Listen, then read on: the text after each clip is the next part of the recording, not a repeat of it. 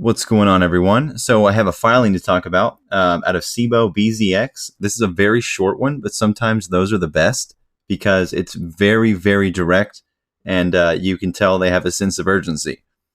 So let's take a look.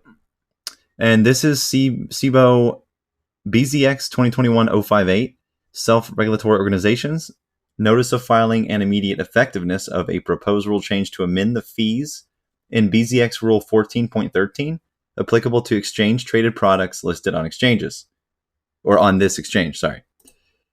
So the purpose of this is to amend Rule 14.13 B2E, related to refunds of the annual fees for listing on exchange, where a class of securities is removed from listing during the year. Specifically, the exchange is proposing to amend the rule to allow the exchange to prorate and refund fees applicable to exchange-traded products, or ETPs, that have liquidated and as a result are delisted from the exchange for the portion of the calendar year that such issue was listed on the exchange, based on the percentage of trading days listed during that calendar year. So basically, liquidated exchange-traded products are still required to pay the fees. Like, let's say they get delisted and have to liquidate tomorrow. They're still going to have to pay the fees up until January, when the next year's fees start to roll over. So Rule 14.13 describes the annual fees applicable to issuers of ETPs listed on the exchange. As provided, newly listed ETPs are subject to annual fees in the year of listing, prorated based on the number of trading days remaining in the calendar year. The annual fees for ETPs are billed in January for the forthcoming year.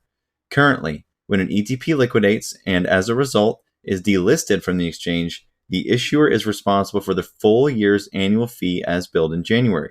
The issuer receives no refund for amounts paid or reduction of amounts payable, even though the ETP has liquidated. So they're basically changing to amend that to where if a ETP liquidates now and are delisted as a result, they will have a prorated portion of the calendar year that such issue was listed on the exchange based on the days listed that year. So, for example, if the issuer has paid an annual fee of $4,000 as billed in January, and such issue is liquidated and then delisted from the exchange at the close of business on the 126th day of 252 trading days in a year, they'd get a $2,000 refund, which they can use to rehypothecate GameStop and AMC. Just kidding. Which represents a pro rata credit of annual fees owed for the year. Any such refund will be payable in the month following delisting. Notwithstanding the proposed proration of the annual fees for ETPs, the exchange will continue to be able to fund its regulatory obligations. Well, that's good. And then the exchange intends to implement the proposed amendments to its listing fees immediately. So expecting liquidations in a hurry? I don't know. Let's hold and find out. That's the beauty.